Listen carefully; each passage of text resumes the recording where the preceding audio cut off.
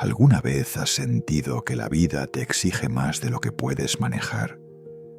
Que te levantas por la mañana ya cansado, con una lista interminable de problemas que resolver, de personas que atender, de expectativas que cumplir, y que sin importar cuánto te esfuerces, siempre hay algo nuevo que sale mal, una llamada inesperada, una noticia que no esperabas, una relación que se fractura, un plan que se derrumba justo cuando creías tener todo bajo control. Si alguna vez has vivido esa sensación, quiero que sepas algo importante. No estás solo en esto. Vivimos en una época que nos ha enseñado a movernos rápido, a producir más, a estar siempre disponibles, a nunca detenernos. El mundo moderno nos ha vendido la idea de que una vida exitosa es una vida sin interrupciones, sin tropiezos, sin dolor. Pero la realidad, la que nadie muestra en las redes sociales, la que se vive en silencio detrás de las puertas cerradas, es completamente distinta. La realidad es que el caos no es la excepción. El caos, en muchas ocasiones, es simplemente la vida misma desplegándose ante nosotros. Y aquí es donde aparece la pregunta que quizás nunca te has atrevido a hacerte en voz alta. ¿Y si no se trata de evitar que las cosas salgan mal? ¿Y si el verdadero trabajo no es controlar el mundo exterior, sino aprender a habitar el mundo interior con una paz que no dependa de las circunstancias? Esta pregunta no es nueva. Hace más de 2500 años, un hombre llamado Siddhartha Gautama se sentó bajo un árbol en la India y comenzó a explorar exactamente eso. No buscaba eliminar el sufrimiento del mundo. Buscaba entender por qué sufrimos y cómo podemos encontrar una calma que ningún acontecimiento externo pueda arrebatarnos. Esa calma tiene un nombre. Se llama ecuanimidad. Y este video es una invitación a descubrirla. Ahora mismo, mientras escuchas estas palabras, es posible que estés cargando algo pesado. Tal vez sea una preocupación económica que no te deja dormir. Tal vez sea el agotamiento de una relación que drena tu energía. Tal vez sea la incertidumbre sobre el futuro. Esa sensación de estar parado al borde de un precipicio, sin saber si el suelo aguantará tu próximo paso. Cualquiera que sea tu carga en este momento, quiero pedirte algo. No la analices todavía. Solo reconócela. Solo di, en silencio o en voz alta: esto es lo que estoy sintiendo ahora mismo. Porque el primer paso hacia la calma no es resolver el problema. Es simplemente reconocer que existe. Los seres humanos somos extraordinariamente complejos. Tenemos la capacidad de imaginar el futuro, de recordar el pasado, de anticipar el dolor antes de que llegue y de revivir heridas mucho después de que hayan sanado. Esa capacidad nos hace únicos, pero también nos hace vulnerables a un tipo particular de sufrimiento. El sufrimiento que creamos nosotros mismos dentro de nuestra propia mente, mucho antes de que ningún problema real haya tocado nuestra puerta. La psicología moderna lo llama rumiación. Las tradiciones contemplativas orientales lo describen como la mente del mono, saltando sin descanso de rama en rama, de pensamiento en pensamiento, sin encontrar nunca un lugar donde posarse. Y en medio de esa mente que no para, de ese ruido constante que nos acompaña desde que nos despertamos hasta que nos dormimos, la ecuanimidad aparece como algo casi imposible, como una palabra bonita reservada para los monjes que meditan en cuevas de montaña, para los sabios que ya han resuelto todos sus problemas, para personas con más tiempo, más dinero o más paciencia que nosotros. Pero eso, precisamente eso, es lo que este video quiere desmantelar. Porque la ecuanimidad no es un privilegio espiritual. No es un estado que se alcanza después de años de práctica intensa. Es una capacidad humana profunda que ya existe dentro de ti, aunque en este momento esté cubierta por capas de estrés, de miedo y de hábitos mentales que nunca nadie te enseñó a cuestionar. Imagina por un momento un lago en la montaña. En la superficie, el viento levanta olas, el agua se agita, todo parece turbulento. Pero si te sumerges apenas unos metros por debajo de esa superficie, encontrarás una quietud absoluta. El fondo del lago permanece inmóvil, sereno, sin importar lo que ocurra arriba. Eso eres tú. Esa quietud no está en algún lugar al que tienes que llegar. Está en el fondo de tu ser, esperando que aprendas a descender hacia ella, en lugar de quedarte atrapado en las olas de la superficie. A lo largo de este video vamos a hacer ese descenso juntos. Vamos a explorar qué significa realmente la ecuanimidad, de dónde viene, por qué la hemos perdido y, lo más importante, cómo recuperarla. No a través de teorías abstractas ni de conceptos filosóficos difíciles de digerir, sino a través de historias, de metáforas, de prácticas concretas que puedes llevar contigo a tu vida cotidiana, al trabajo, a tus relaciones, a los momentos en que sientes que todo se derrumba a tu alrededor. Porque eso es lo que buscamos aquí. No la iluminación perfecta, no la vida sin problemas. Buscamos algo mucho más real y mucho más valioso. La capacidad de permanecer en pie cuando el mundo tiembla. La capacidad de respirar cuando todo aprieta. La capacidad de mirar el caos a los ojos y decirle, desde un lugar de profunda serenidad, puedo con esto. Antes de continuar, quiero pedirte que hagas una sola cosa. Detente un momento. Respira profundo, lentamente, por la nariz. Sostén el aire un instante y suéltalo despacio por la boca. Solo eso, porque cada vez que respiras conscientemente, le estás enviando un mensaje a tu sistema nervioso.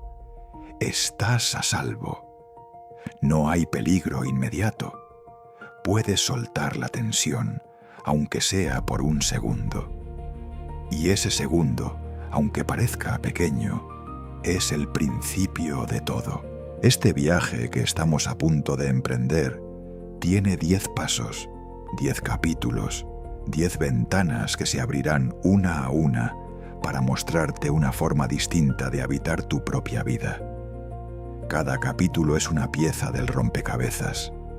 Juntos construirán una imagen completa de lo que significa vivir con ecuanimidad, no como una aspiración lejana, sino como una práctica viva y cotidiana. Veremos cómo la ilusión del control nos consume sin que nos demos cuenta, cómo nuestros pensamientos no son nuestra identidad, cómo las cargas que cargamos muchas veces no son nuestras, y cómo el dolor, cuando se mira de frente, puede convertirse en el maestro más sabio que jamás hayamos tenido. No necesitas ser budista para beneficiarte de lo que vamos a explorar. No necesitas haber meditado nunca, ni haber leído un solo libro de filosofía. Solo necesitas estar aquí, ahora mismo, con la disposición honesta de mirar hacia adentro y preguntarte, ¿qué pasaría si existiera una manera de vivir con menos sufrimiento? ¿Qué pasaría si la calma que tanto buscas afuera ya estuviera esperándote adentro? El mundo seguirá girando, los problemas seguirán llegando, Nada de lo que aprendas hoy va a hacer desaparecer los desafíos de tu vida. Pero algo sí puede cambiar: la manera en que te relacionas con ellos. Y eso, aunque parezca sutil, lo cambia absolutamente todo. Si sientes que este mensaje resuena contigo, te invito a suscribirte y activar la campana para sumergirte en la calma y descubrir los secretos que el universo guarda para ti. Porque esto apenas comienza y lo mejor está por venir. Hay una palabra que la mayoría de las personas han escuchado alguna vez, pero que muy pocas saben realmente lo que significa.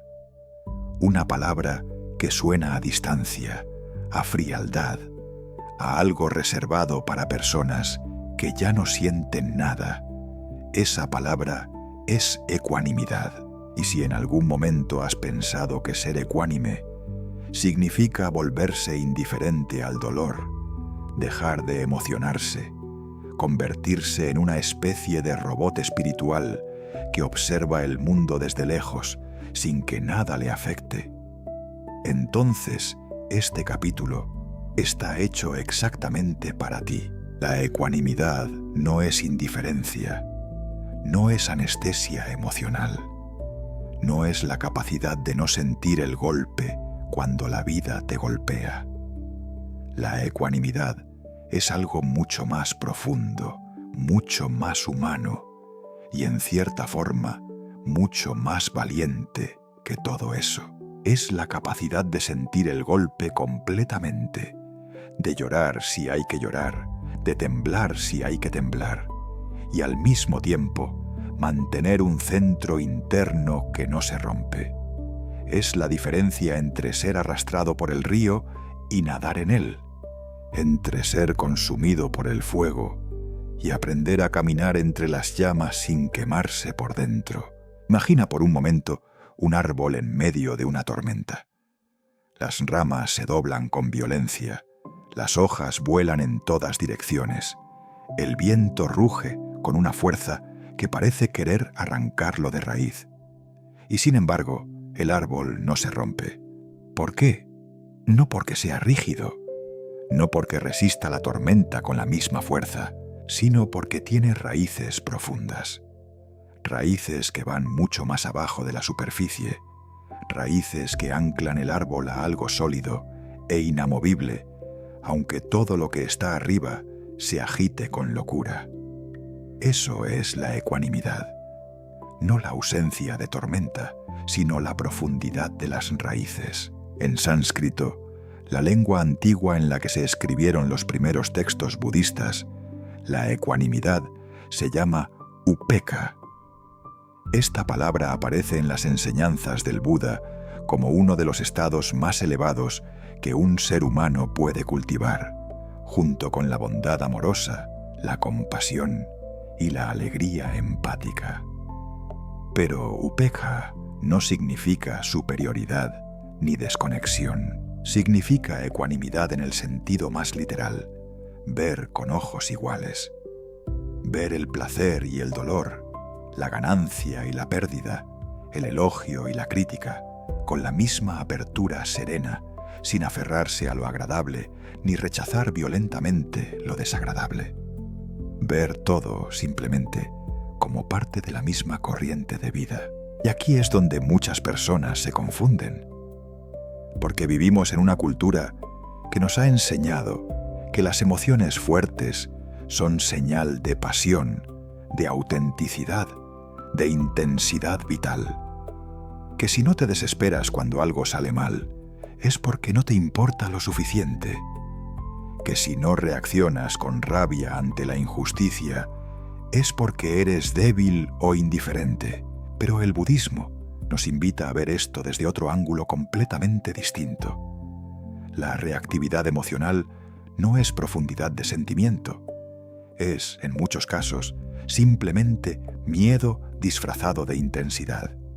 El miedo a perder el control. El miedo a que el dolor sea eterno.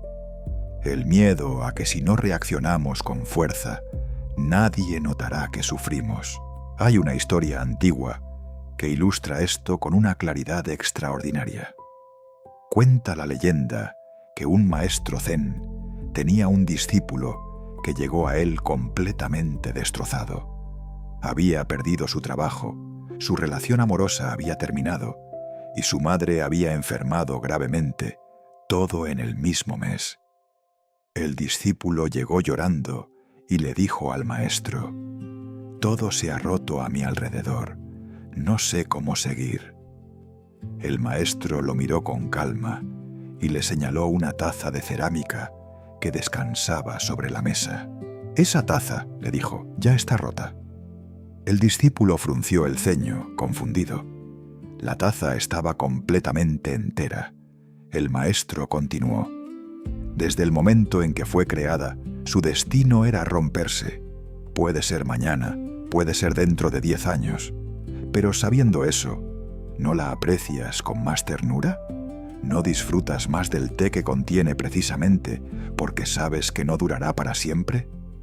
El discípulo guardó silencio, y en ese silencio algo comenzó a asentarse dentro de él. Esa historia nos enseña algo fundamental sobre la ecuanimidad. No se trata de no amar, no valorar o no comprometerse con la vida.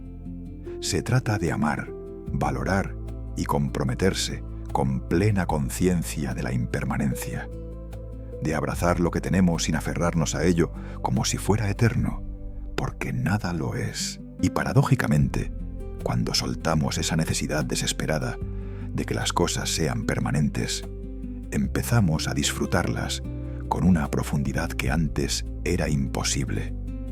El miedo a perder deja de contaminar el presente, y el presente, libre de ese miedo, se vuelve extraordinariamente rico. Detente un momento. Respira profundo. Piensa en algo que en este momento te esté generando angustia. Puede ser una situación, una persona, una incertidumbre sobre el futuro. Ahora pregúntate honestamente: ¿cuánto de ese sufrimiento viene de la situación en sí misma y cuánto viene de tu resistencia a aceptar que esa situación existe? ¿Cuánto de ese peso es el problema real y cuánto es la historia que te estás contando sobre el problema? No tienes que responder en voz alta. Solo observa, solo mira. Porque esa capacidad de observar sin juzgar inmediatamente es en sí misma el primer ejercicio de ecuanimidad. La ciencia moderna, curiosamente, ha llegado a conclusiones muy similares a las del budismo antiguo, aunque por caminos completamente distintos.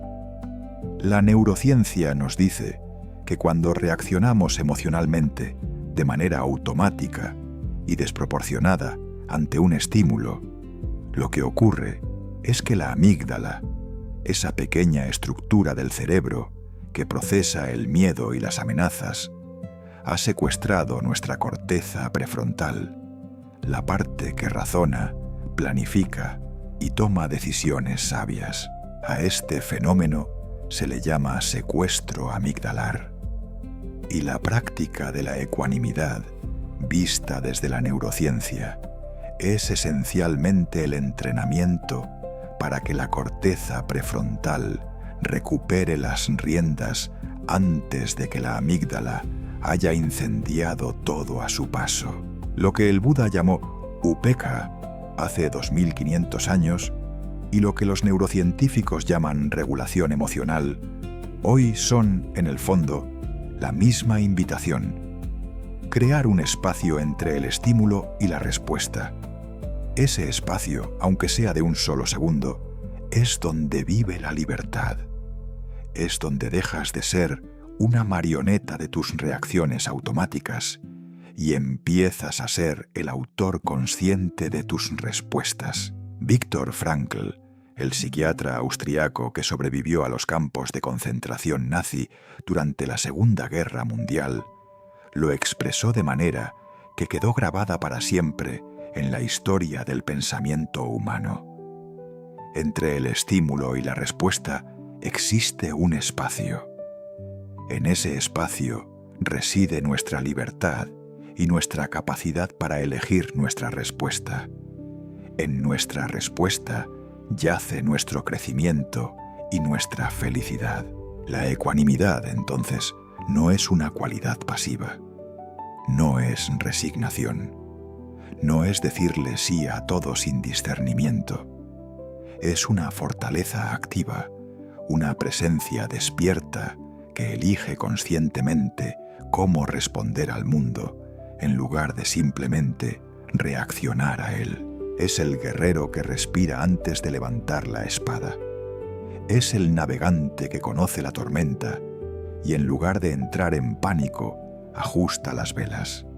Es, en definitiva, la forma más profunda de libertad que un ser humano puede ejercer, la libertad interior, la que ninguna circunstancia externa puede arrebatarte. Y esa libertad no está reservada para los iluminados, ni para los que llevan décadas meditando. Está disponible para ti, exactamente donde estás ahora mismo, con todos tus problemas intactos, con todas tus preguntas sin respuesta, con todas tus cicatrices y tus miedos. Las raíces del árbol no desaparecen porque haya tormenta. Siempre estuvieron ahí, esperando que te acordaras de ellas. Este es el comienzo de ese recuerdo.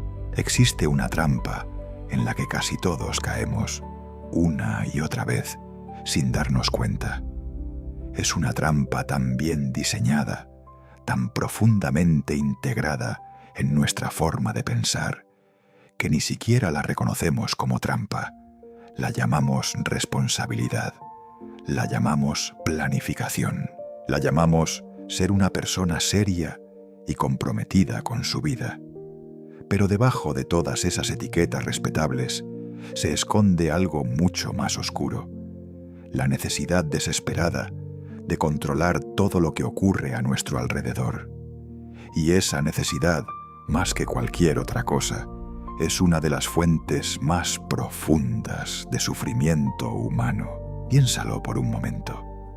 ¿Cuántas horas de tu vida has dedicado a preocuparte por cosas que, al final, no dependían de ti? ¿Cuántas noches has pasado despierto, repasando escenarios, imaginando lo peor, tratando de encontrar la manera de garantizar que nada salga mal? ¿Cuántas conversaciones has tenido en tu cabeza con personas que ni siquiera estaban presentes, ensayando lo que dirías, lo que ellos responderían, lo que tú contestarías después? Todo ese esfuerzo mental, toda esa energía invertida en controlar un futuro que todavía no existe, tiene un costo enorme. Y lo más irónico es que a pesar de todo ese esfuerzo, las cosas siguen saliendo de maneras que no habíamos previsto. La psicología moderna tiene un nombre para la creencia de que podemos controlar los resultados si simplemente nos esforzamos lo suficiente. Se llama ilusión de control. Es la convicción, muchas veces inconsciente, de que con la planificación adecuada, con la preocupación suficiente, con el esfuerzo correcto, podemos blindar nuestra vida contra la incertidumbre. Pero la vida no funciona así. La vida es, por su propia naturaleza, impredecible, cambiante, viva. Y una vida viva no puede ser encerrada en ningún esquema de control, por elaborado que sea. El budismo lleva siglos señalando exactamente esto. La enseñanza del Buda no dice que debemos abandonar toda responsabilidad, ni que debemos volvernos pasivos ante la vida. Dice algo mucho más matizado y poderoso. Hay cosas que dependen de nosotros y cosas que no dependen de nosotros. Y el sufrimiento nace precisamente de confundir las unas con las otras. Cuando invertimos nuestra energía en controlar lo que está fuera de nuestro alcance, no solo fracasamos en el intento, sino que nos agotamos, nos frustramos y terminamos sintiéndonos impotentes ante una batalla que nunca pudimos ganar. Hay una parábola que viene de la tradición antigua y que ilustra esto con una precisión que después de miles de años sigue siendo completamente vigente.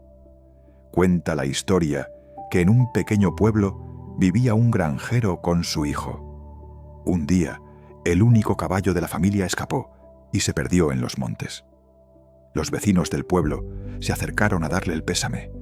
«¡Qué mala suerte la tuya!», le dijeron. El granjero los miró con calma y respondió simplemente: «¿Buena suerte? ¿Mala suerte? ¿Quién sabe?». Pocos días después, el caballo regresó solo al establo, trayendo consigo a 3 caballos salvajes. Los vecinos volvieron, esta vez con una sonrisa. «¡Qué buena suerte la tuya! Ahora tienes caballos». El granjero respondió igual que antes: «¿Buena suerte? ¿Mala suerte? ¿Quién sabe?». Al día siguiente, el hijo del granjero intentó domar uno de los caballos salvajes, fue lanzado al suelo y se rompió la pierna. Los vecinos regresaron apenados. «¡Qué mala suerte! Tu único hijo está herido». El granjero, sereno como siempre, dijo: «¿Buena suerte? ¿Mala suerte? ¿Quién sabe?». Esa misma semana, el ejército pasó por el pueblo reclutando a todos los jóvenes para una guerra sangrienta. El hijo del granjero, con la pierna rota, fue el único que se quedó en casa. Esta historia, sencilla en apariencia, contiene una de las enseñanzas más liberadoras que existen. No sabemos lo que es bueno ni lo que es malo hasta que vemos el cuadro completo. Y el cuadro completo de una vida nunca está disponible en el momento en que más lo necesitamos. Cuando algo sale mal, lo juzgamos como una catástrofe. Cuando algo sale bien, lo juzgamos como una victoria definitiva. Pero la realidad es infinitamente más compleja que cualquier juicio que podamos hacer en el calor del momento. Y reconocer esa complejidad, rendirse ante esa incertidumbre con humildad y apertura, es uno de los actos más valientes que un ser humano puede realizar. ¿A qué te estás aferrando tú en este momento? ¿Qué situación en tu vida estás tratando de controlar con tanta fuerza que el solo intento te está agotando? No tiene que ser algo grande. Puede ser la necesidad de que una persona cambie su comportamiento. Puede ser la obsesión con un resultado laboral que todavía no ha llegado. Puede ser la incapacidad de dejar ir una conversación que ocurrió hace días y que no puedes dejar de repasar en tu mente. Cualquiera que sea esa cosa a la que te aferras, quiero invitarte a considerar una posibilidad. ¿Y si el problema no fuera la situación en sí, sino la energía que estás invirtiendo en resistirla? El filósofo estoico Marco Aurelio, emperador romano del siglo II, escribió algo que resuena con profundidad budista, a pesar de venir de una tradición completamente distinta. Decía que debemos distinguir claramente entre lo que está en nuestro poder y lo que no lo está. Lo que está en nuestro poder es nuestra actitud, nuestra atención, nuestra respuesta. Lo que no está en nuestro poder es el comportamiento de los demás, el resultado de nuestros esfuerzos, el paso del tiempo, los caprichos del destino. Gastar energía en lo segundo es como intentar detener el viento con las manos. Invertir esa misma energía en lo primero es construir la única fortaleza que nadie puede derribar, la fortaleza interior. Detente un momento, respira profundo y suelta el aire lentamente. Ahora haz este ejercicio simple. Piensa en la cosa que más te preocupa en este momento y divídela en 2 columnas mentales. En la primera, coloca todo lo que sí depende de ti: tus acciones, tus palabras, tus decisiones, tu actitud. En la segunda, coloca todo lo que no depende de ti, las reacciones de otros, el timing del universo, las variables que escapan a tu control. Observa cuánto espacio ocupa la segunda columna en tu mente comparado con la primera.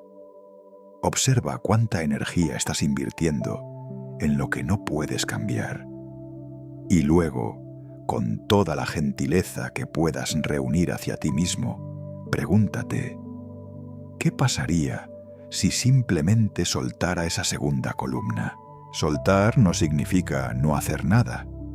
Soltar significa hacer todo lo que está en tu poder con plena dedicación y luego confiar en que el resultado tomará la forma que deba tomar.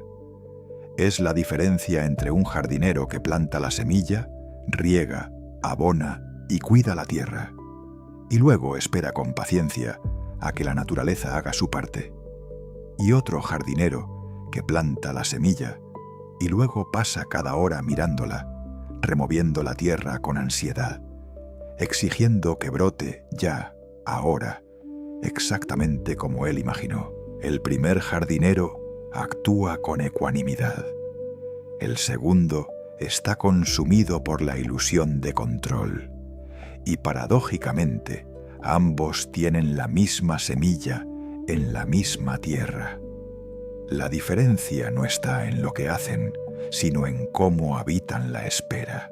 La ecuanimidad no nos pide que dejemos de cuidar, de comprometernos o de trabajar con dedicación hacia nuestras metas. Nos pide que hagamos todo eso sin aferrarnos al resultado, como si nuestra paz dependiera de él.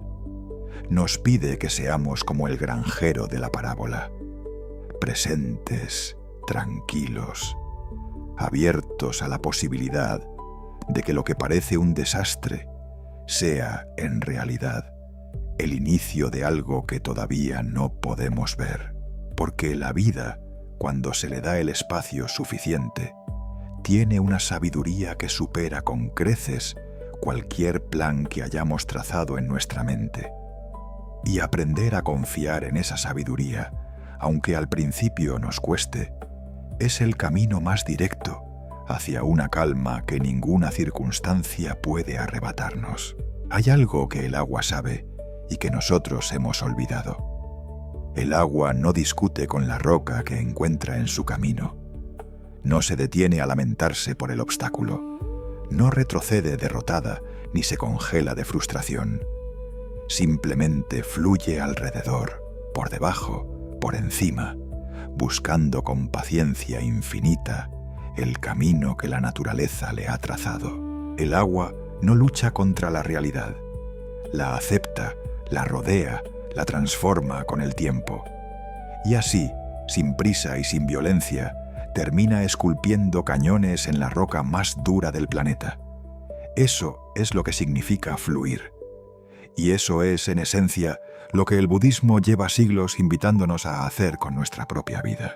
El concepto de anicca, que en Pali, la lengua en que se registraron las primeras enseñanzas del Buda, significa impermanencia, es uno de los pilares más fundamentales de toda la filosofía budista. No es una idea melancólica ni pesimista, aunque a primera vista pueda parecerlo. Es, al contrario, una de las verdades más liberadoras que un ser humano puede interiorizar. Todo cambia, todo fluye, nada permanece igual de un momento al siguiente. El dolor que sientes hoy no será el mismo mañana. La alegría que experimentas ahora tomará una forma distinta con el tiempo. La situación que parece insuperable en este instante ya está, en este mismo momento, comenzando a transformarse. Todo llega cuando debe llegar y todo se va cuando debe irse. Pero aquí está la paradoja que nos atrapa. Aunque intelectualmente sabemos que todo cambia, emocionalmente vivimos como si las cosas fueran permanentes. Cuando algo bueno llega, nos aferramos a ello con desesperación, aterrorizados de perderlo. Cuando algo malo ocurre, Nos hundimos en él como si fuera a durar para siempre. Construimos nuestra identidad sobre cimientos que cambian constantemente. Un trabajo, una relación, una imagen de nosotros mismos. Y luego nos sorprendemos y devastamos cuando esos cimientos se mueven. Vivimos, en pocas palabras, en una resistencia constante a la única ley que el universo aplica sin excepción. La ley del cambio. Imagina que estás parado en medio de un río. La corriente es fuerte y el agua te empuja con insistencia en una dirección. Tú, sin embargo, decides que no vas a moverte. Hundes los pies en el lecho del río, tenso cada músculo de tu cuerpo, y luchas contra el agua con toda tu fuerza. ¿Qué ocurre? Te agota, te desequilibra. El agua sigue fluyendo con la misma fuerza que antes, indiferente a tu resistencia, y tú terminas exhausto, sin haber avanzado ni un centímetro. Ahora imagina que, en cambio, decides levantar los pies del fondo y dejar que la corriente te lleve. De repente, el río que antes era tu enemigo se convierte en tu aliado. Te mueve, te guía, te lleva hacia lugares que nunca habrías alcanzado luchando contra él. La corriente no ha cambiado. Lo que ha cambiado es tu relación con ella. Esto no significa que debamos ser pasivos ante la vida, ni que debamos abandonarnos a cualquier situación sin discernimiento. El río que fluye también elige, dentro de la corriente, el canal más profundo, el camino más eficiente. Fluir con la vida no es rendirse a ella sin voluntad. Es aprender a distinguir cuándo empujar y cuándo soltar, cuándo el esfuerzo tiene sentido y cuándo la resistencia solo amplifica el sufrimiento. Es la sabiduría del árbol que hemos mencionado antes. Las ramas se doblan con el viento, pero las raíces permanecen firmes. Flexibilidad en la superficie, estabilidad en el centro. Eso es fluir con ecuanimidad. La ciencia del estrés nos dice que gran parte del sufrimiento psicológico que experimentamos los seres humanos no proviene directamente de los eventos que nos ocurren, sino de nuestra resistencia a aceptar que esos eventos han ocurrido. Los psicólogos lo llaman el sufrimiento secundario, el dolor que añadimos al dolor original a través de nuestro rechazo, nuestra rabia, nuestra negación. Es el dolor de decirle a la realidad que no tiene derecho a ser lo que es. El Buda lo describió con una metáfora simple pero poderosa. Dijo que el sufrimiento es como ser golpeado por dos flechas. La primera flecha es el evento doloroso en sí, la pérdida, la enfermedad, el fracaso. Esa flecha duele y es inevitable. La segunda flecha es la que nos lanzamos nosotros mismos. La rabia por haber sufrido, la vergüenza por haber fallado, el miedo a que vuelva a ocurrir, la historia interminable que construimos alrededor del dolor. Esa segunda flecha es opcional, y la ecuanimidad es, precisamente, la práctica de aprender a no disparar la segunda flecha. ¿Cuándo fue la última vez que te disparaste esa segunda flecha? ¿Cuándo fue la última vez que algo doloroso ocurrió y tú, en lugar de simplemente sentir el dolor y dejar que pasara, construiste alrededor de él toda una arquitectura de resentimiento, de autocompasión excesiva o de miedo al futuro? No te juzgues por ello, todos lo hacemos. Es uno de los hábitos más arraigados de la mente humana. Pero reconocerlo, verlo con claridad, es el primer paso para empezar a soltarlo. Detente un momento. Respira lentamente, permitiendo que el aire entre hasta el fondo de tus pulmones y salga sin prisa. Piensa en una situación en tu vida que en este momento estás resistiendo. Algo que no quieres que sea como es, algo que desearías que fuera diferente. No tienes que resolverla ahora. Solo practica por un instante decirle sí a esa situación exactamente como es. No un sí de resignación ni de derrota. Un sí de reconocimiento. Un sí que diga, esto existe, esto está aquí, y yo puedo estar aquí con ello sin que me destruya. Observa qué ocurre en tu cuerpo cuando haces eso. Muchas veces, el simple acto de dejar de resistir libera una tensión que ni siquiera sabíamos que estábamos cargando. Hay una enseñanza zen que dice que antes de la iluminación, cortar leña y cargar agua. Después de la iluminación, cortar leña y cargar agua.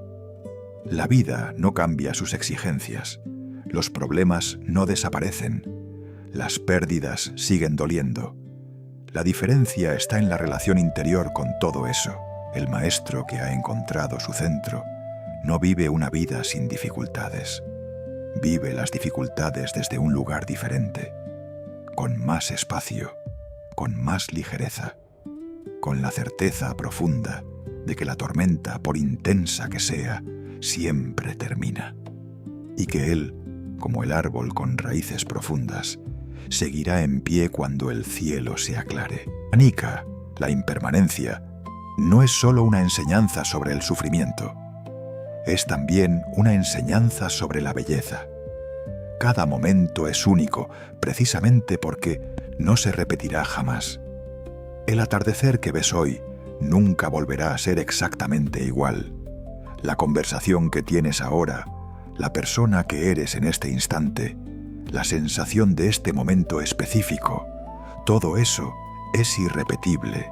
Y cuando dejamos de luchar contra el río del tiempo, cuando aceptamos que fluir es la naturaleza de la vida y no una derrota, algo extraordinario ocurre. Empezamos a percibir la riqueza de lo que tenemos exactamente en el lugar donde estamos. El río no llora las orillas que dejó atrás. El río simplemente sigue fluyendo, presente, vivo, libre. Y en ese fluir encuentra su camino hacia el mar. Hay un experimento mental que te invito a hacer ahora mismo. Solo por un momento, intenta no pensar en un elefante rosado. No pienses en su trompa, ni en su color, ni en el sonido que hace al caminar. Solo no pienses en él. ¿Qué ocurrió? Por supuesto, el elefante apareció de inmediato, con toda su presencia rosada y ruidosa, precisamente porque intentaste no verlo. Este pequeño experimento revela algo profundo sobre la naturaleza de la mente. No podemos controlar los pensamientos que surgen. Los pensamientos llegan solos, sin permiso, sin aviso, a cualquier hora del día o de la noche. Y sin embargo, vivimos como si fuéramos responsables de cada uno de ellos, como si cada pensamiento que cruza nuestra mente fuera una declaración de quiénes somos. Esta confusión entre el pensador y el pensamiento es, según las tradiciones contemplativas orientales, una de las raíces más profundas del sufrimiento humano. Cuando aparece un pensamiento de miedo, nos convertimos en el miedo. Cuando surge un pensamiento de rabia, nos fundimos con la rabia. Cuando la mente genera una historia catastrófica sobre el futuro, empezamos a vivir en esa catástrofe como si ya fuera real. No hay distancia entre el observador y lo observado. No hay espacio entre la nube y el cielo. Y sin ese espacio, sin esa distancia mínima, somos prisioneros de nuestra propia mente, sin siquiera saber que hay una celda. Imagina el cielo en un día de verano. Arriba, muy arriba, hay nubes de todas las formas y tamaños. Algunas son blancas y esponjosas, llenas de ligereza. Otras son oscuras y pesadas, cargadas de tormenta. Las nubes van y vienen, se forman y se disuelven, cambian de forma con el viento. Pero el cielo, ese espacio azul e infinito que las contiene a todas, nunca se mueve, nunca se mancha, nunca desaparece, aunque las nubes más oscuras lo cubran temporalmente. El cielo simplemente es permanente e inamovible, mientras las nubes hacen lo que las nubes hacen, pasar. Ahora bien, tú no eres las nubes, tú eres el cielo. Tus pensamientos son las nubes. Y la práctica de la atención plena es, en su esencia más simple, el arte de recordar que eres el cielo. En la tradición budista, esta capacidad de observar los propios pensamientos sin identificarse con ellos tiene un nombre: Vipassana, que significa visión profunda o visión clara. No es una técnica mágica ni un estado especial reservado para meditadores avanzados. Es una habilidad humana natural que todos tenemos, pero que la mayoría nunca ha entrenado conscientemente. Y como cualquier habilidad, cuanto más se practica, más accesible se vuelve. La primera vez que intentas observar tus pensamientos como si fueran nubes pasando, probablemente te perderás en ellos a los 3 segundos. Y eso está perfectamente bien.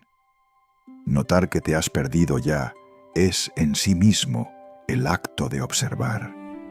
Ya es el cielo reconociéndose a sí mismo qué es lo que tú estás alimentando sin darte cuenta.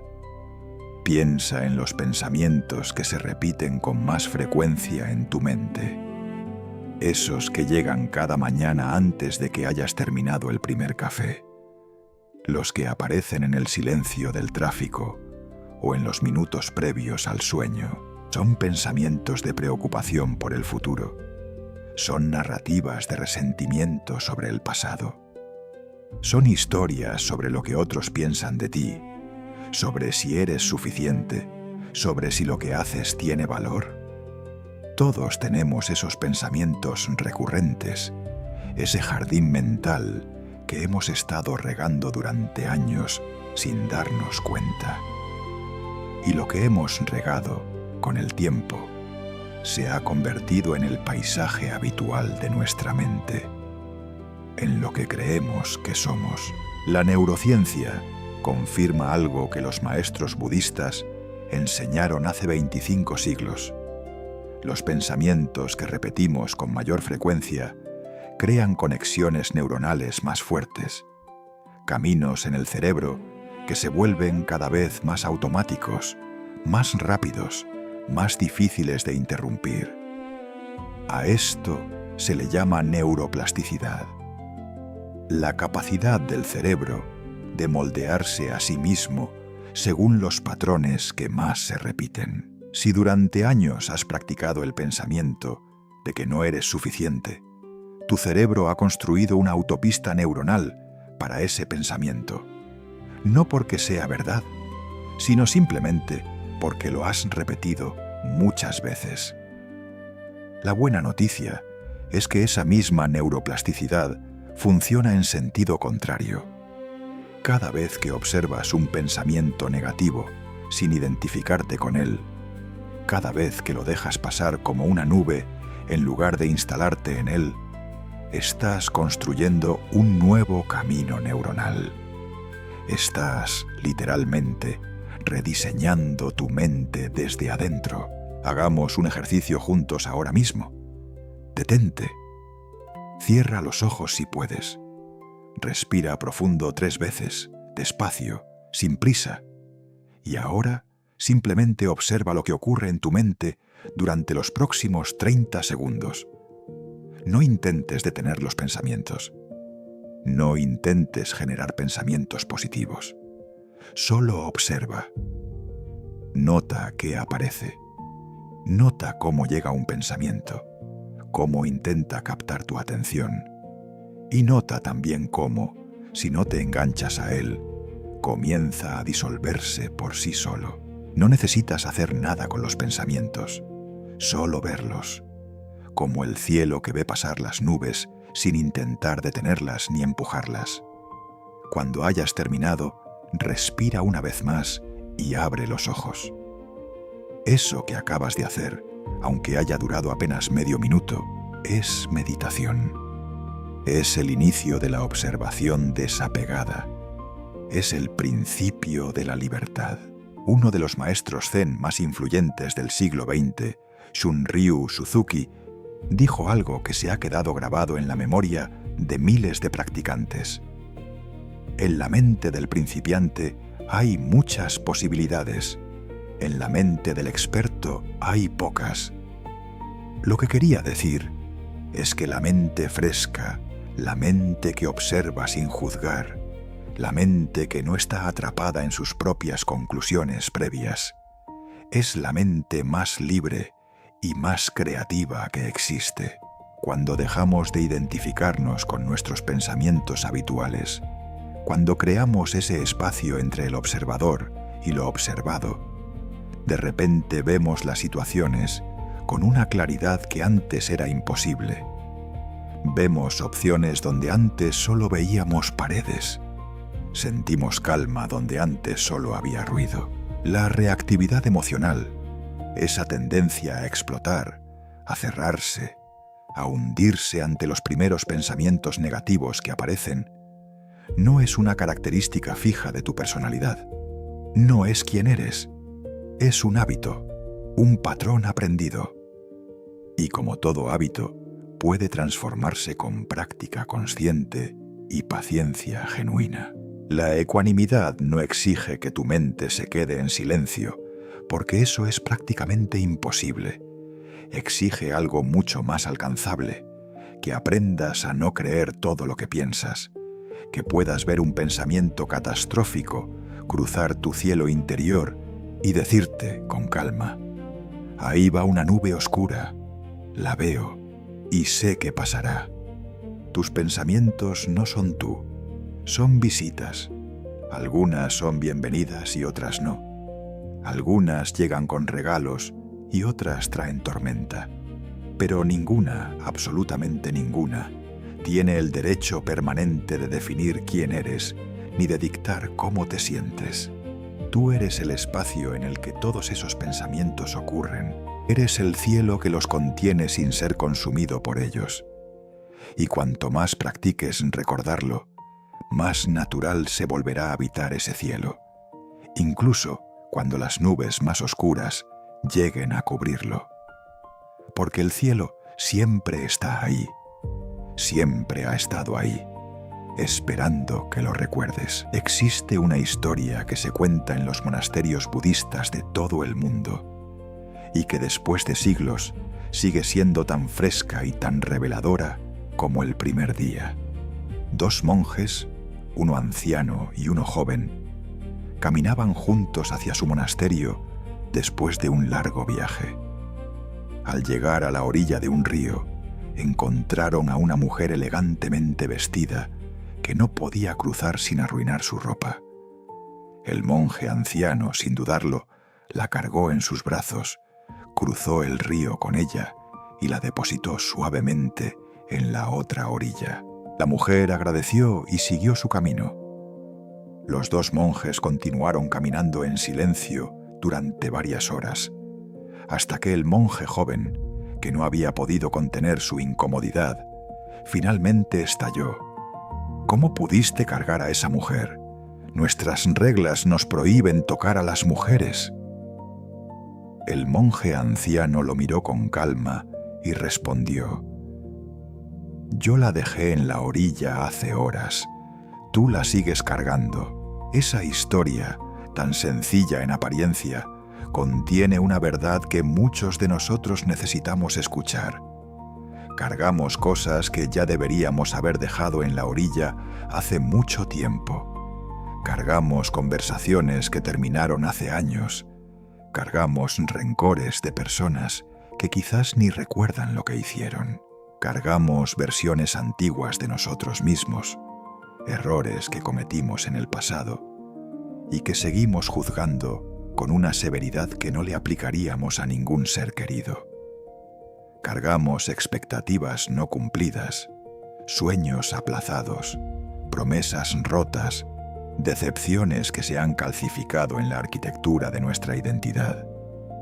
Y todo ese peso, invisible para los ojos pero tan real como cualquier piedra física, nos agota de maneras que no siempre sabemos nombrar. ¿A qué te estás aferrando tú en este momento? No hace falta que respondas en voz alta, pero sí te invito a que te hagas esa pregunta con honestidad. Porque la mente humana tiene una tendencia extraordinaria a acumular cargas sin registrarlas conscientemente. Las guardamos en los rincones más oscuros de nuestra psique, las cubrimos con el ruido cotidiano, las mantenemos a raya con el trabajo, con las pantallas, con la distracción constante.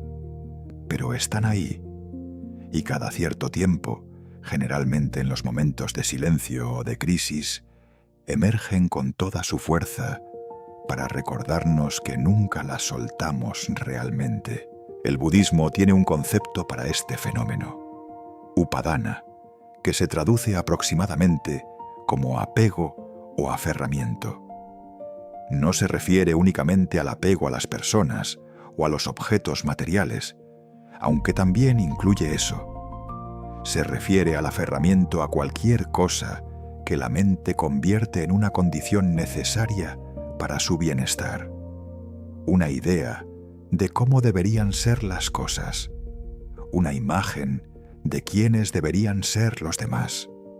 Una narrativa sobre quiénes somos nosotros mismos. Cuando la realidad no coincide con esas condiciones, sufrimos. Y cuanto más fuerte es el aferramiento, más profundo es el sufrimiento.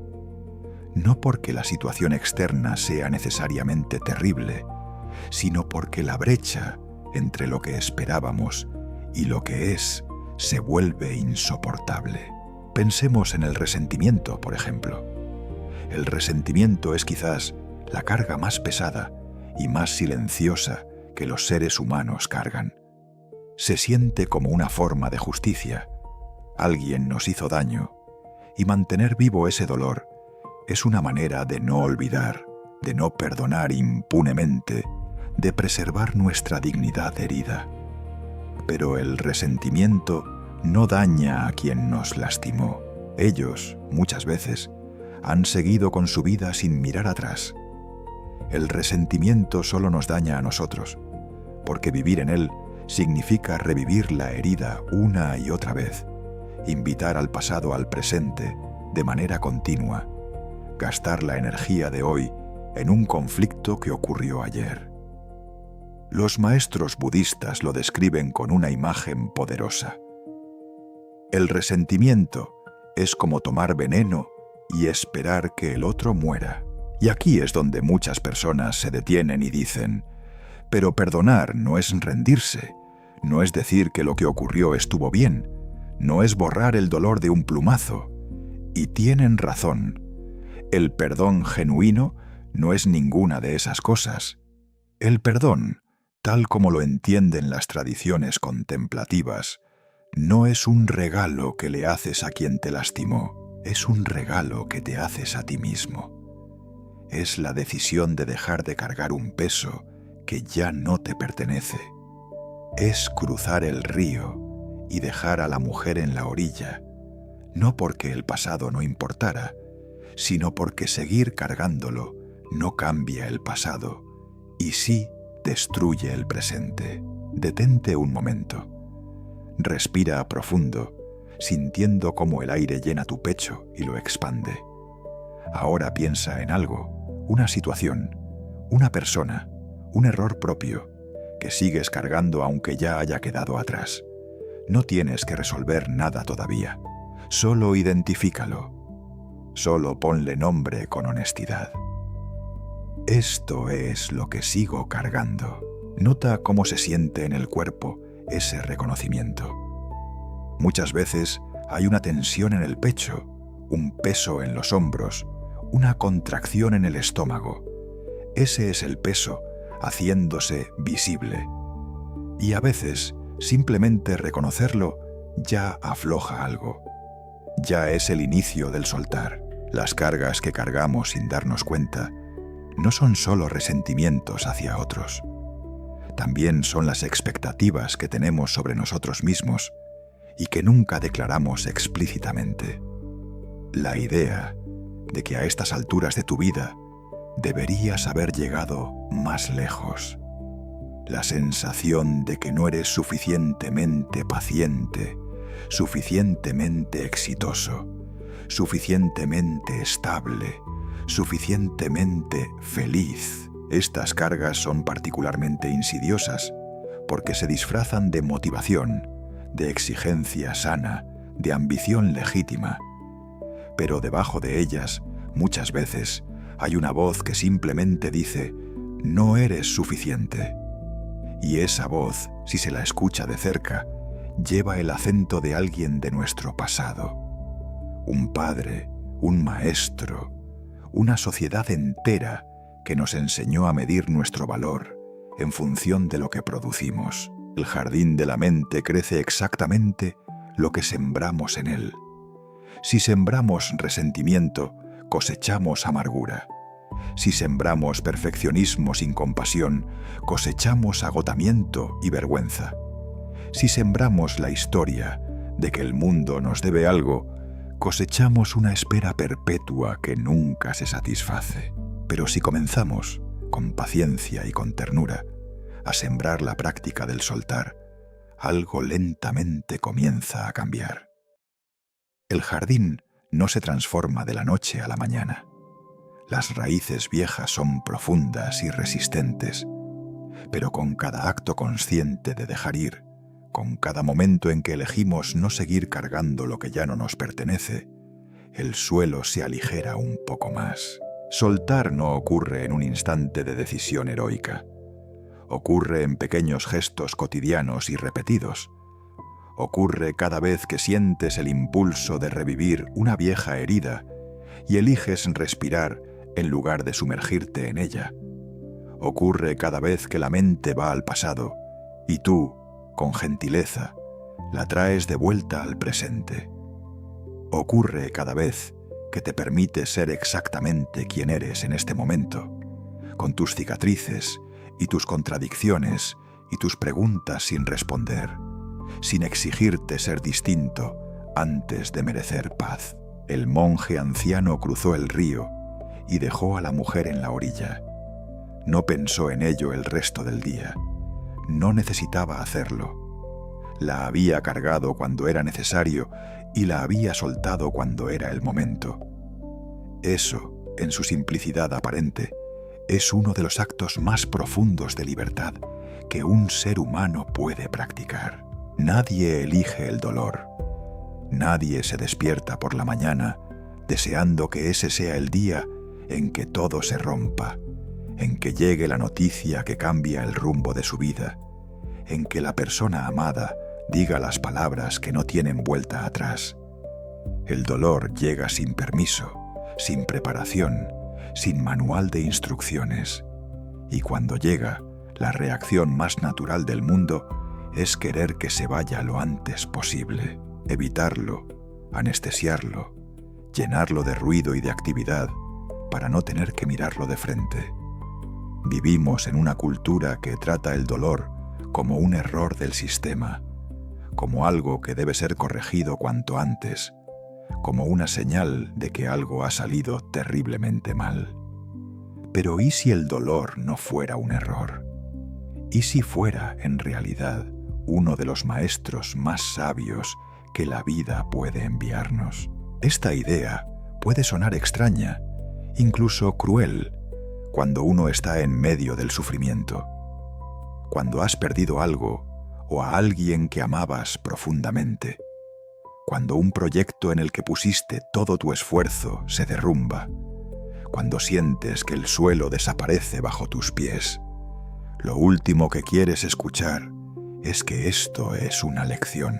Y no se trata de romantizar el sufrimiento, ni de decirte que debes estar agradecido por el dolor. Se trata de algo mucho más matizado. Se trata de no desperdiciar lo que el dolor tiene para enseñarte.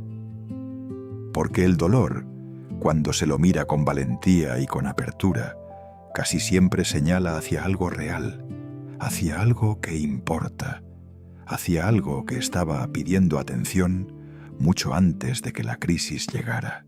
El budismo tiene una palabra para el sufrimiento universal que experimentan todos los seres humanos: dukkha.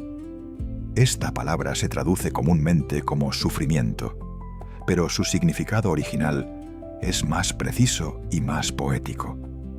Dukkha describe la sensación de una rueda cuyo eje no está perfectamente centrado, que gira con un traqueteo constante, con una insatisfacción sutil que impregna la experiencia humana. El Buda no enseñó que la vida es solo sufrimiento. Enseñó que el sufrimiento es una parte inevitable de la vida y que resistirlo o ignorarlo solo lo amplifica. La primera de las nobles verdades del budismo es simplemente esta: el sufrimiento existe. No como un castigo, no como una anomalía, sino como una característica inherente a la experiencia de estar vivo en un mundo impermanente al que nos apegamos. Lo que distingue a las personas que atraviesan el dolor y salen transformadas de aquellas que quedan atrapadas en él no es la intensidad de lo que sufrieron, es la relación que establecieron con ese sufrimiento.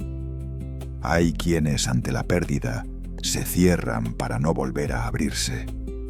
Construyen muros internos tan altos y tan gruesos que efectivamente nunca más sufren esa herida específica, pero tampoco vuelven a experimentar la alegría con profundidad, ni la conexión genuina, ni la vulnerabilidad hermosa que hace posible el amor real. Se protegieron del dolor cerrando la misma puerta por la que entra la vida.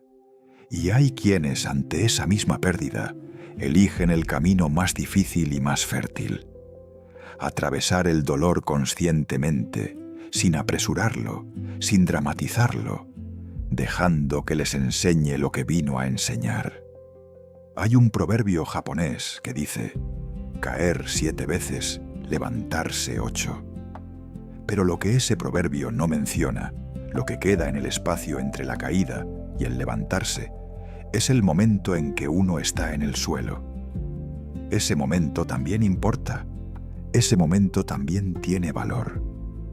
Quedarse en el suelo el tiempo necesario, sin juzgarse por haber caído, sin apresurarse a ponerse de pie antes de estar listo, es parte integral del proceso. La ecuanimidad no exige que te levantes inmediatamente.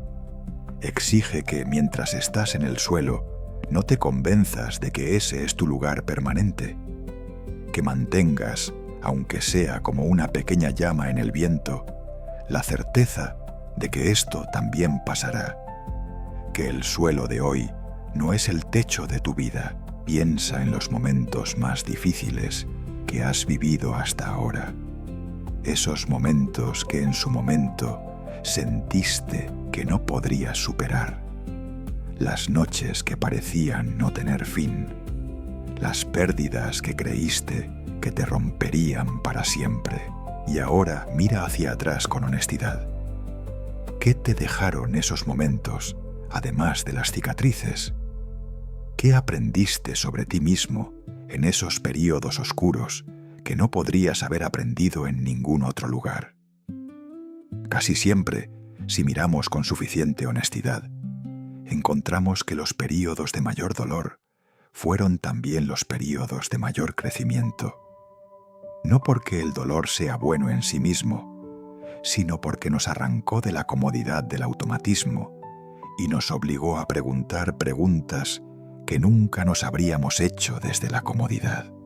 Los estoicos de la antigua Grecia y Roma tenían una práctica que llamaban amor fati, que significa amor al destino. No era una resignación pasiva ante lo que ocurría, sino una actitud activa de abrazar todo lo que la vida trae, incluyendo las dificultades, como parte del tejido completo de una existencia bien vivida.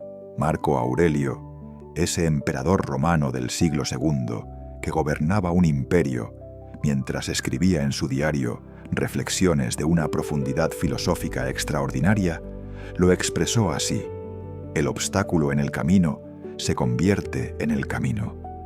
Lo que bloquea la acción hace avanzar la acción. La resistencia es la materia prima de la que está hecha la fortaleza interior.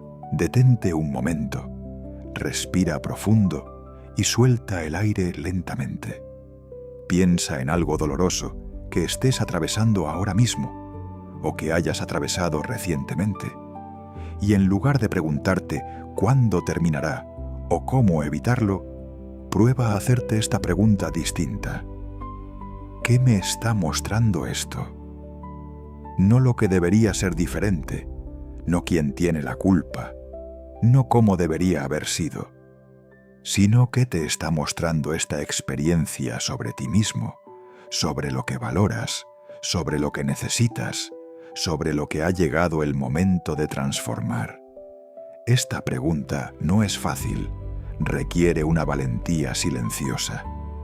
Pero cuando te la haces con honestidad, casi siempre aparece una respuesta que ya estaba esperando ser vista. El dolor también tiene el poder de limpiar.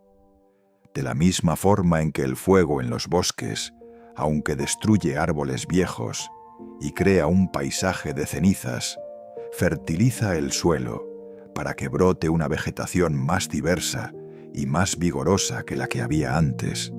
El dolor emocional tiene esa misma capacidad regenerativa cuando se le permite cumplir su ciclo completo. Las crisis existenciales, las pérdidas profundas, los fracasos que sacuden nuestra identidad hasta los cimientos, muchas veces están quemando lo que ya no servía, lo que ya estaba seco y muerto, aunque siguiera ocupando espacio. Y en ese suelo recién limpiado, si tenemos el coraje de esperar y de cuidar, crece algo nuevo, algo que no habría podido existir si el fuego no hubiera pasado. No estás solo en tu dolor. Cada ser humano que ha caminado por esta tierra ha conocido el sufrimiento, ha tenido sus noches sin fin, sus pérdidas irreparables, sus momentos en que la vida exigió más de lo que parecía posible dar.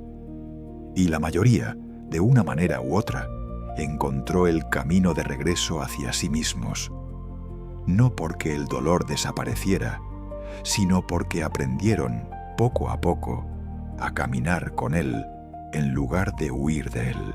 El maestro más sabio que tendrás en esta vida no vendrá siempre con cara amable y palabras suaves. A veces vendrá disfrazado de crisis, de pérdida, de fracaso, de oscuridad. Y cuando lo reconozcas, cuando puedas mirar el dolor a los ojos y decirle, ¿qué viniste a enseñarme?, habrás dado uno de los pasos más valientes y más transformadores del camino hacia la ecuanimidad. Hay una búsqueda que muchas personas emprenden durante años sin darse cuenta de que están buscando en el lugar equivocado. Buscan la calma en las vacaciones perfectas, en el trabajo ideal, en la relación que finalmente les hará sentir completos. En el momento en que los problemas actuales se resuelvan y la vida por fin se asiente. Cuando llegue ese momento, se dicen, entonces sí podré estar tranquilo. Pero ese momento nunca termina de llegar, porque siempre hay un nuevo problema esperando detrás del anterior, una nueva incertidumbre reemplazando a la que acaba de resolverse, una nueva razón para posponer la paz. La calma que se busca afuera es una calma que nunca se encuentra. La calma que se cultiva adentro es la única que permanece cuando todo lo demás cambia. Imagina un jardín, no un jardín de revista, perfectamente simétrico y sin una hoja fuera de lugar. Imagina un jardín real, vivo, con sus ciclos de floración y de sequía, con sus plagas ocasionales y sus temporadas de abundancia. Un jardín que requiere atención diaria, no grandes intervenciones heroicas una vez al año, sino pequeños gestos consistentes. Regar, podar, observar, remover la tierra con cuidado. Nadie espera que un jardín florezca sin cuidado. Nadie se sorprende de que las malas hierbas crezcan si no se las atiende. Pero con la mente hacemos exactamente eso. Esperamos que florezca sola, que produzca calma y claridad sin ninguna inversión de atención consciente. Y luego nos sorprendemos cuando lo que encontramos en su interior es caos, ansiedad y ruido constante. La ecuanimidad es el jardín de la mente bien cuidado. Y como todo jardín, se construye un día a la vez. La buena noticia es que cultivar ese jardín interior no requiere horas de meditación en silencio absoluto ni condiciones perfectas. Requiere microprácticas, pequeños gestos conscientes diseminados a lo largo del día ordinario que, acumulados con el tiempo, transforman la textura de la experiencia cotidiana. La calma no es un estado que se alcanza una vez y se mantiene para siempre. Es una habilidad que se practica, se pierde, se recupera y se profundiza, exactamente igual que tocar un instrumento musical o hablar un idioma nuevo. Y como toda habilidad, mejora con la práctica regular, no con la práctica perfecta. La primera micropráctica es tan simple que puede parecer insignificante, y sin embargo es una de las más poderosas que existen: la respiración consciente. No una sesión formal de pranayama, ni un protocolo de respiración elaborado. Simplemente esto. En cualquier momento del día, cuando sientas que la tensión sube, que el ritmo se acelera, que la mente empieza a correr hacia el futuro o hacia el pasado, detente durante 30 segundos. Inhala lentamente contando hasta. Sostén el aire contando hasta. Exhala contando hasta 6. Repite esto 3 veces. Eso es todo. Este sencillo patrón activa el sistema nervioso parasimpático, el freno natural del cuerpo ante el estrés, y en cuestión de segundos, el cerebro recibe la señal de que no hay peligro inmediato. Puedes hacerlo en el tráfico, en el baño de la oficina, antes de una conversación difícil, en el momento en que el teléfono suena con una llamada que no quieres contestar. La respiración siempre está disponible. Es la herramienta más antigua y más accesible que tienes. La segunda micropráctica tiene que ver con las transiciones del día. Vivimos en una cultura que ha eliminado casi por completo los momentos de pausa entre una actividad y la siguiente. Terminamos una reunión y abrimos el correo. Cerramos el correo y revisamos el teléfono. Bajamos del coche y ya estamos pensando en lo primero que haremos al entrar.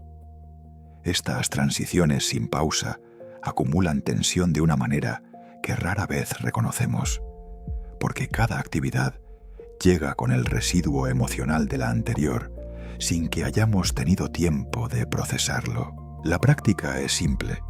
En cada transición, antes de pasar de una cosa a la siguiente, haz una pausa de un solo minuto. Cierra los ojos si puedes. Respira. Pregúntate, ¿cómo estoy ahora mismo? No para resolver nada, sino solo para registrar, para hacer el check-in contigo mismo que nadie más puede hacer por ti. Ese minuto entre actividades es el espacio donde la calma se asienta. La tercera micropráctica es la que los maestros Zen han enseñado durante siglos bajo el nombre de actividad meditativa. Convertir una tarea cotidiana en un acto de presencia plena. Puede ser lavar los platos, preparar el café, caminar desde el estacionamiento hasta la oficina, ducharse por la mañana. La idea es elegir una actividad rutinaria y en lugar de hacerla en piloto automático, mientras la mente vaga por sus preocupaciones habituales, hacerla con atención completa. Sentir el agua caliente en las manos al lavar los platos. Escuchar el sonido del café cayendo en la taza. Sentir el peso de cada paso al caminar. No es magia ni misticismo. Es simplemente la práctica de traer la mente al cuerpo, al aquí y a la ahora, en lugar de dejarla divagar por el pasado y el futuro. Y cada vez que lo haces, estás regando el jardín. Detente un momento ahora mismo. Siente el peso de tu cuerpo en el lugar donde estás. Siente la temperatura del aire en tu piel. Escucha los sonidos que te rodean sin juzgarlos, sin clasificarlos, solo escuchándolos. Nota cómo, con solo hacer esto durante unos segundos, algo en el cuerpo se relaja ligeramente. Algo se asienta. Eso es la presencia. Eso es el jardín recibiendo agua. No necesitas más que eso para empezar. La cuarta micropráctica es la más desafiante para muchas personas en el mundo moderno. El silencio intencional. No el silencio que ocurre por accidente cuando se va la luz o el teléfono se queda sin batería. El silencio elegido conscientemente, aunque sea durante 5 minutos al día. Sin música, sin podcast, sin pantallas, sin conversaciones. Solo tú y el momento presente, sin mediación tecnológica. Para muchos, los primeros intentos de este silencio son incómodos. La mente, acostumbrada al ruido constante, comienza a generar su propio ruido interno con mayor intensidad. Los pensamientos que habían estado adormecidos por la distracción emergen con fuerza. Y aquí es donde entra la práctica del observar esos pensamientos como nubes, sin engancharse en ellos, dejando que el silencio externo, poco a poco, invite a un silencio más profundo en el interior. La quinta micropráctica es la gratitud específica. No la gratitud genérica de debo estar agradecido por lo que tengo, que muchas veces se siente como una obligación más, sino la gratitud concreta, sensorial, dirigida a algo pequeño y real del día presente. El sabor del primer sorbo de agua por la mañana, la luz que entra por la ventana a cierta hora, una sonrisa inesperada de un desconocido, el sonido de la lluvia. Estas pequeñas gratitudes no niegan los problemas ni minimizan el dolor, simplemente entrenan al cerebro para registrar también lo que funciona, lo que es hermoso, lo que vale la pena notar. La neurociencia lo confirma. El cerebro humano tiene un sesgo natural hacia lo negativo, hacia la amenaza y el peligro, que fue muy útil para la supervivencia de nuestra especie en la prehistoria, pero que hoy nos mantiene atrapados en un estado de alerta innecesaria. La práctica de la gratitud específica no es positivismo ingenuo. Es un reequilibrio neurológico deliberado. Estas 5 microprácticas, la respiración consciente, las pausas en las transiciones, la actividad meditativa, el silencio intencional y la gratitud específica, no son soluciones mágicas. No transformarán tu vida en una semana, ni harán desaparecer los problemas reales que enfrentas, pero sembradas con consistencia en el suelo de tu día a día, con el tiempo crean un jardín que tiene la capacidad de florecer incluso en las estaciones más difíciles. La calma no es un destino al que se llega, es una forma de caminar. Y cada uno de estos gestos pequeños es un paso en esa dirección. Puedes haber cultivado durante semanas una práctica de respiración consciente. Puedes haber aprendido a observar tus pensamientos como nubes. Puedes haber soltado cargas que cargabas desde hace años. Y entonces llega esa persona. Ya sabes de quién hablamos. La que entra a la habitación y parece llevarse consigo todo el oxígeno disponible. La que convierte cada conversación en un campo de batalla.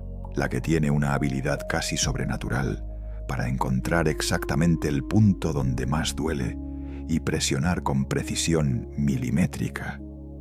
O quizás no es una persona específica, sino un ambiente entero, una oficina cargada de tensión, una familia que explota en cada reunión, un entorno donde el conflicto es el idioma principal.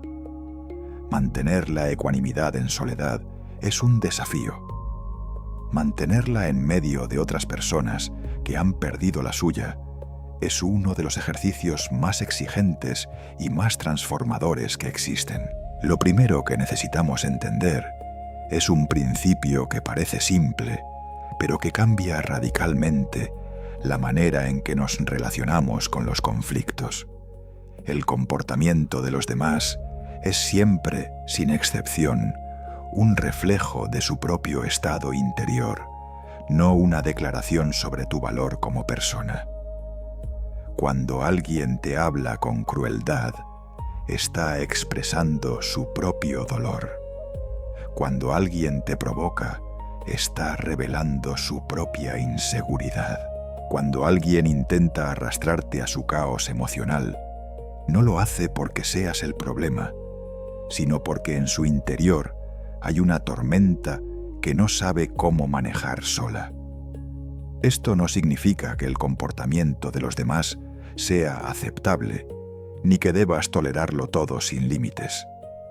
Significa que puedes dejar de tomarlo de manera tan personal. Y esa sola distinción libera una cantidad enorme de energía que antes gastabas defendiéndote de ataques que en realidad nunca fueron completamente sobre ti. Hay una metáfora que los maestros budistas utilizan para describir este principio. Imaginad 2 tazas de agua. Una está llena hasta el borde, tensa, sin espacio para nada más. La otra tiene espacio libre, capacidad de recibir sin desbordarse. Cuando alguien te vierte su rabia, su miedo o su frustración encima, lo que determina si te desbordas o no es cuánto espacio tienes en tu propia taza. Una persona que está desbordada por sus propias emociones no tiene capacidad de absorber nada más sin explotar. Una persona que ha cultivado espacio interior, que ha vaciado parte de su propia carga a través de las prácticas que hemos explorado, puede recibir la intensidad emocional del otro sin ser consumida por ella. No porque sea insensible, sino porque tiene espacio. Eso es la compasión sin absorción emocional. La capacidad de estar completamente presente con el sufrimiento ajeno, sin convertirlo en el tuyo propio. Pero, ¿cómo se hace eso en la práctica, en el momento exacto en que la tensión sube y el cuerpo comienza a reaccionar? Existe una diferencia fundamental entre reaccionar y responder, y esa diferencia reside en el espacio que somos capaces de crear entre el estímulo y nuestra acción. Cuando reaccionamos, somos reflejos. El otro hace algo y nosotros disparamos automáticamente, llevados por el hábito, por el miedo, por el patrón aprendido. Cuando respondemos, somos autores. El otro hace algo, nosotros lo percibimos, y desde ese espacio interior que hemos cultivado, elegimos conscientemente cómo actuar. La respiración, de nuevo, es la herramienta más inmediata para crear ese espacio. Una sola respiración profunda antes de abrir la boca, en una conversación tensa, puede ser la diferencia entre una escalada y una resolución. Hay personas en nuestras vidas que parecen diseñadas para activar nuestros puntos más sensibles. Los maestros espirituales de diversas tradiciones, con un humor que a veces resulta desconcertante, los llaman maestros difíciles. No porque sean sabios ni porque tengamos que agradecerles su hostilidad, sino porque nos muestran, con una claridad que ningún libro puede igualar, exactamente donde todavía no hemos sanado. Si alguien consigue sacarte de tu centro con una sola frase, esa frase está tocando algo que ya estaba herido antes de que esa persona llegara. El dolor que sientes no lo creó esa persona, lo reveló. Y esa revelación, aunque incómoda, es una oportunidad de ver y de sanar lo que de otra manera habría permanecido oculto. Hay alguien en tu vida que consistentemente logra sacarte de tu equilibrio. No tienes que nombrarlo en voz alta. Solo observa qué ocurre en tu cuerpo cuando piensas en esa persona. Nota la tensión, la contracción, quizás la rabia o el miedo que aparecen. Y luego, hazte esta pregunta, no como acusación, sino como curiosidad genuina. ¿Qué está tocando esta persona en mí? ¿Qué vieja herida, qué necesidad no satisfecha, qué miedo sin resolver está resonando en este conflicto? Porque cuando encuentras esa respuesta, cuando identificas el verdadero origen de tu reactividad, el poder de esa persona sobre tu estado interior comienza a disolverse. No desaparece de inmediato, pero empieza a perder su fuerza.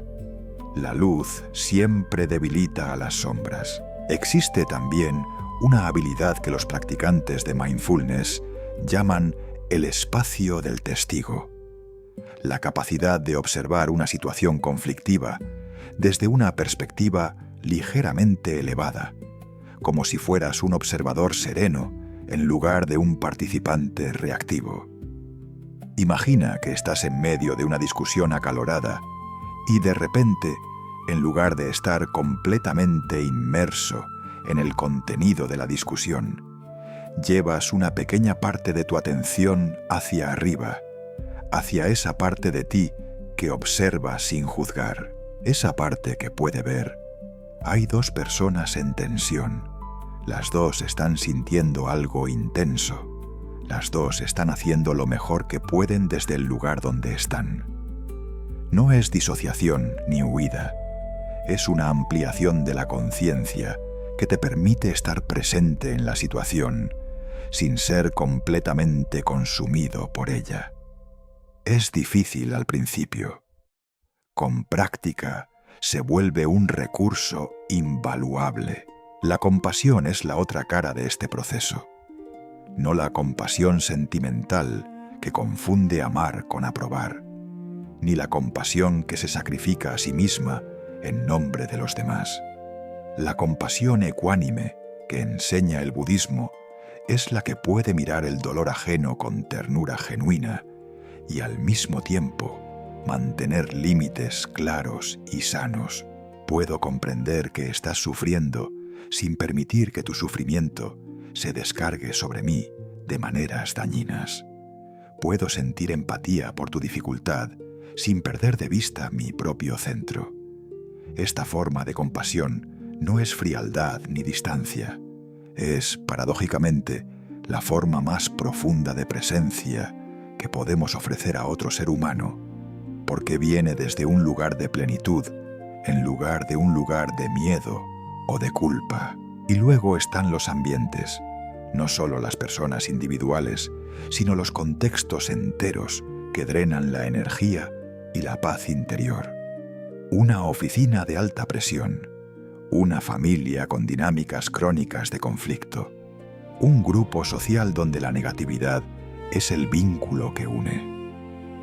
En estos ambientes, mantener la ecuanimidad requiere algo adicional: una práctica de higiene energética consciente. Esto significa, entre otras cosas, ser selectivo con cuánto tiempo y energía invertimos en contextos que habitualmente nos descentran, establecer rituales de transición claros entre el mundo exterior y nuestro espacio interior, y recordar constantemente que podemos estar en un ambiente caótico sin convertirnos en parte del caos. El árbol en la tormenta, de nuevo. Las ramas se doblan, pero las raíces permanecen. Mantener la paz cuando otros pierden la suya no es una señal de insensibilidad ni de superioridad. Es el resultado natural de un trabajo interior consistente y honesto. Es la consecuencia de haber cultivado el jardín con cuidado, de haber vaciado la taza, de haber profundizado las raíces. Y tiene además un efecto que muchas personas no anticipan. La calma es contagiosa. Cuando entras a un espacio conflictivo desde un lugar de genuina serenidad, cuando respondes en lugar de reaccionar, cuando mantienes tu centro sin imposición ni arrogancia, algo en el ambiente cambia. No siempre, no de inmediato, no con todas las personas, pero con más frecuencia de lo que imaginas, tu paz interior se convierte en una invitación silenciosa para que otros también encuentren la suya. Hemos recorrido un largo camino juntos. Hemos hablado del caos moderno y de la ilusión del control. Hemos aprendido que la ecuanimidad no es indiferencia, sino arraigo profundo. Hemos explorado la impermanencia, la observación de los pensamientos, el arte de soltar cargas, la sabiduría que se esconde en el dolor, las microprácticas que cultivan la calma cotidiana y la manera de mantener el centro cuando el mundo exterior pierde el suyo. Cada uno de esos capítulos fue una pieza. Y ahora, en este último tramo, quiero que veamos el rompecabezas completo.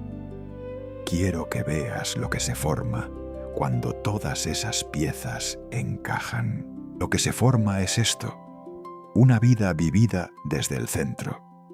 No una vida sin tormentas, no una existencia protegida del dolor ni blindada contra la incertidumbre, sino una vida en la que tú, independientemente de lo que ocurra afuera, sabes dónde está tu centro y sabes cómo volver a él cuando te alejas, porque eso es lo que hace la ecuanimidad en la práctica real. No te garantiza que nada malo ocurrirá. Te garantiza que cuando ocurra, tendrás un lugar interno al que regresar. Un suelo firme debajo de los pies. Un cielo que permanece aunque las nubes lo cubran. Un río que sigue fluyendo aunque la tormenta agite su superficie. Hay una imagen que me gustaría dejarte. Imagina el ojo de un huracán. Si alguna vez has visto imágenes de uno desde el aire, sabes que en el centro de esa tormenta de vientos devastadores, de lluvia y de furia, existe una zona de calma perfecta. El ojo del huracán es tranquilo, despejado, casi sereno, y sin embargo, está completamente rodeado por la tormenta más intensa que puede generar la naturaleza. La ecuanimidad no te lleva fuera del huracán, te enseña a vivir en el ojo, a encontrar y a mantener ese centro sereno mientras la tormenta gira a tu alrededor con toda su fuerza. Eso no es escape, es la forma más valiente y más lúcida de habitar la realidad tal como es.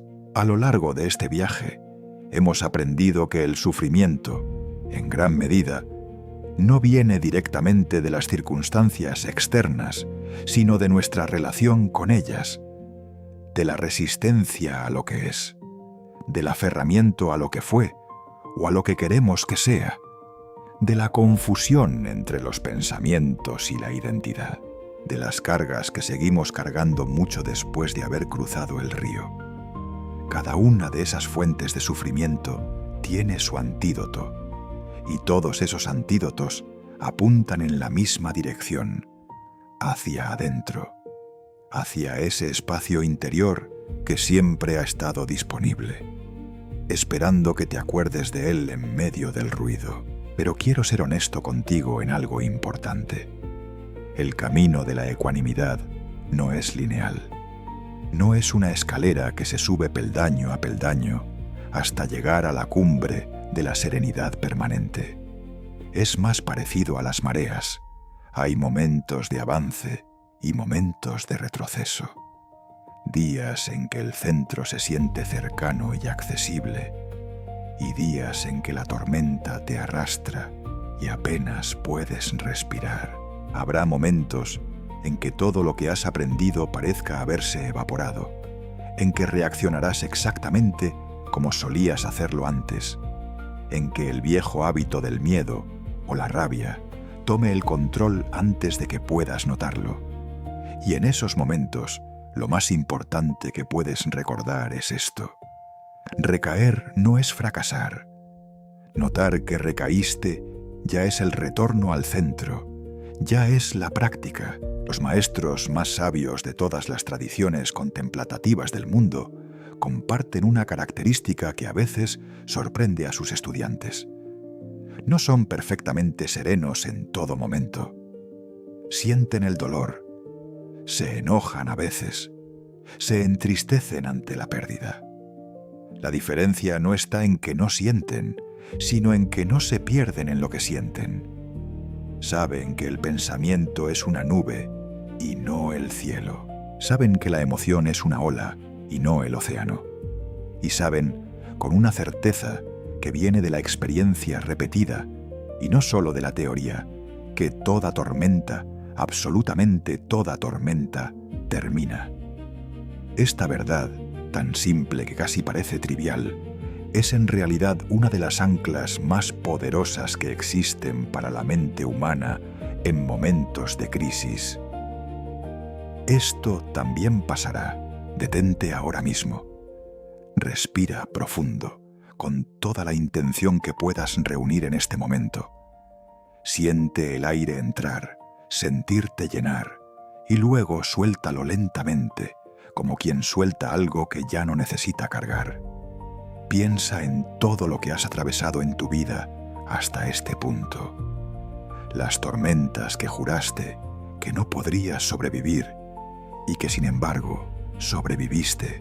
Los momentos que sentiste que todo se derrumbaba y que después, con el tiempo, revelaron ser el principio de algo nuevo. La vida que tienes hoy, con todas sus imperfecciones y sus preguntas abiertas, existe porque resististe, porque seguiste adelante, porque en algún lugar dentro de ti, aunque no siempre lo supieras nombrar, había un centro que se mantuvo firme. Eso no es pequeño, eso es extraordinario. Vivir desde el centro no significa vivir sin pasión ni sin compromiso. Significa exactamente lo contrario. Cuando no gastas tu energía en resistir la realidad, en controlar lo incontrolable, en cargar lo que ya no te pertenece, esa energía queda libre para algo mucho más valioso, para amar con plenitud, para crear con entrega, para estar verdaderamente presente con las personas que importan, para perseguir lo que te da sentido sin que el miedo al fracaso te paralice. La ecuanimidad no apaga la vida, la enciende desde un lugar más profundo y más estable que cualquier emoción reactiva podría jamás alcanzar. El jardín que hemos estado cultivando a lo largo de este viaje no es un jardín de piedra ni de plástico. Es un jardín vivo que respira, que tiene sus estaciones, que a veces florece con una abundancia que te sorprende y que a veces pasa por períodos de sequía que ponen a prueba tu paciencia. Cuidarlo requiere consistencia, no perfección.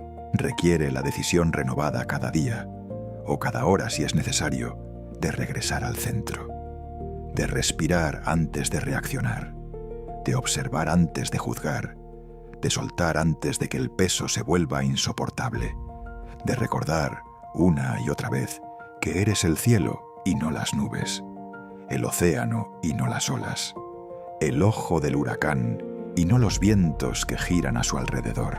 Antes de terminar, quiero preguntarte algo.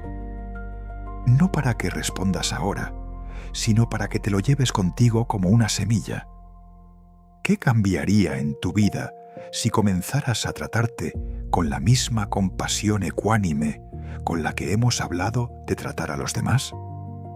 ¿Qué se transformaría si dejaras de exigirte ser diferente antes de merecer paz? Y en cambio, empezaras a construir la paz desde exactamente donde estás. La ecuanimidad no es un premio que se gana cuando uno finalmente lo tiene todo resuelto. Es el suelo desde el cual todo lo demás puede resolverse con más sabiduría, más paciencia y más gracia. Tu momento no está en el futuro, no está esperando al otro lado de la próxima crisis resuelta. Está aquí, ahora mismo, en este aliento, en este instante. La paz siempre ha estado dentro de ti, esperando que te acordaras de volver a casa. Si este viaje resonó contigo, te invito a suscribirte y a activar la campana para sumergirte en la calma y descubrir los secretos que el universo guarda para ti. Porque el camino continúa, y lo mejor de caminar es que nunca se camina solo.